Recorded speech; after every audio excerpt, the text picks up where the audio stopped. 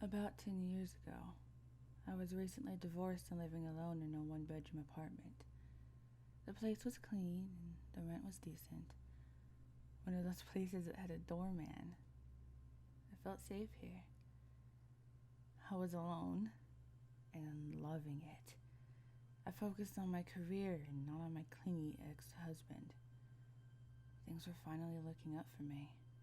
At the time, I was working pretty late at the office and would often stumble into my apartment sleep-deprived in the early hours of the morning and wake up at 6:30, 7-ish to start the day. I started noticing that in the morning, my door would be unlocked sometimes. I usually dismiss this as my sleep-dead brain thinking that the bed looked more appealing than locking the door. Another thing that I noticed since moving in was that I seemed to misplace things more than I used to. Little things, like a hairbrush or nail polish, that sort of thing. It wasn't really that big of a deal, just enough to be a slight annoyance in my day. The longer I lived there, the more frequently I seemed to forget to lock the door. At first it was every once in a while, then it seemed like an almost daily occurrence.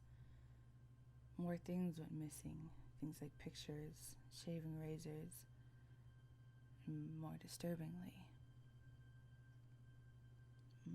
my underwear. This went on for long enough that I started to get a little paranoid. I started to take the time at night to make sure the door was locked. I got into a habit of every night after I locked the door to turn the handle 3 times and say to myself, "It's locked. It's locked. It's locked." Time after time, I would wake up and the door would be unlocked. One time I even tried staying up all night to watch the door, but I ended up falling asleep in my chair. I decided that my mind was not reliable enough to stay up all night, so I invested in a video camera. I went all out and bought the fanciest camera that I could get my hands on. So one night, I set the camera up, facing the door. I hid the camera under a pile of towels on the floor, unlocked the door, and went to bed.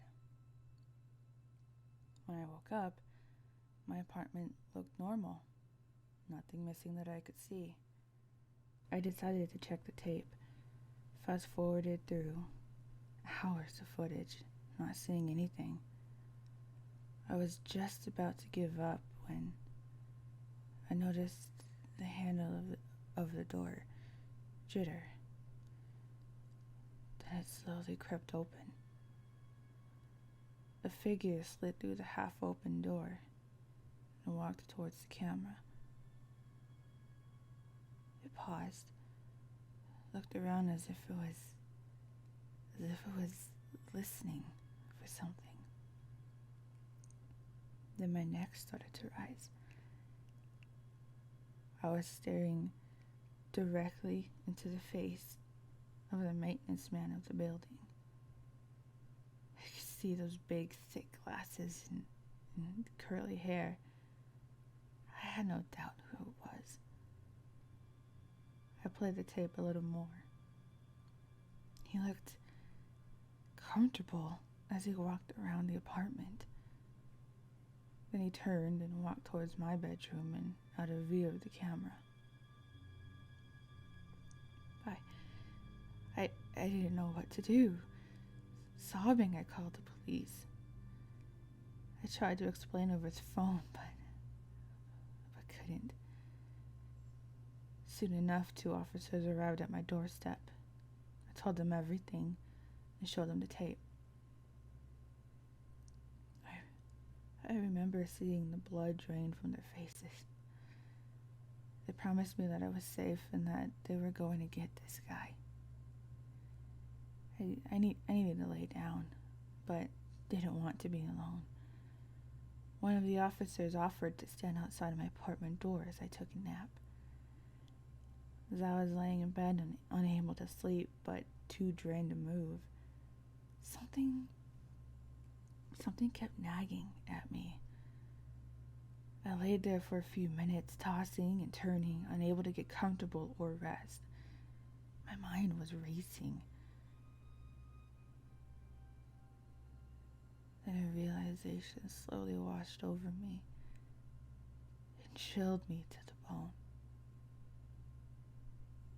We watched the tape and saw the men enter my home.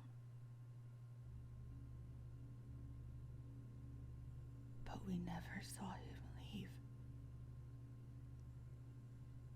I froze, started shaking. I needed to get to the front door. I sat up and looked around the room. I couldn't see anyone. I swung my legs over the side of the bed cautiously. My feet hit the cold wood floor and I felt warm breath on my ankles. I raced out of my apartment as fast as I could into the safety of the police officer.